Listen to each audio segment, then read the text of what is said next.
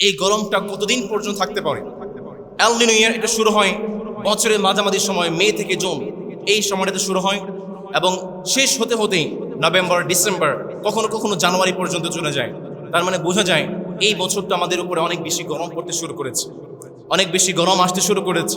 আপনারা যাদের ছোটো ছোটো সন্তানরা আছে, আপনারা তাদেরকে একটু বেশি কেয়ার করবেন, বেশি বেশি পানি খাওয়াবেন এবং তাদেরকে একটু যত্ন নেবেন। প্রয়োজন না হলেই ভর দুপুরে রৌদ্রে বেলা আপনারা ঘর থেকে বের হবেন না এবং বেশি বেশি করে আল্লাহর কাছে দোয়া করবেন। আমরা দোয়া করছি আল্লাহ তাআলা আমাদেরকে, এটা হচ্ছে এল নিনো ইয়ার, বিজ্ঞানের ভাষায় বলা হয় এল নিনো ইয়ার। এই সময়গুলো খুব বেশি গরম পড়ে এবং এর কয়েকটা বৈশিষ্ট্য আছে।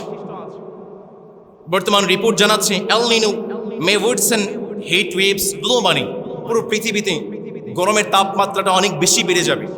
এল নিনো ইয়ারের অন্যতম একটা বৈশিষ্ট্য হচ্ছে তাপমাত্রা অনেক বেশি বেড়ে যায়।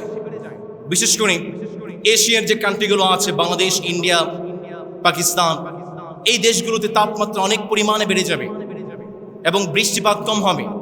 তার কারণে দুর্ভিক্ষ আসতে পারে সামনে। প্রিয় ভাইয়েরা, জিনিসপত্রের দাম বাড়তে অলরেডি শুরু করে দিয়েছে, জিনিসপত্রের দাম সামনে আরও বাড়বে।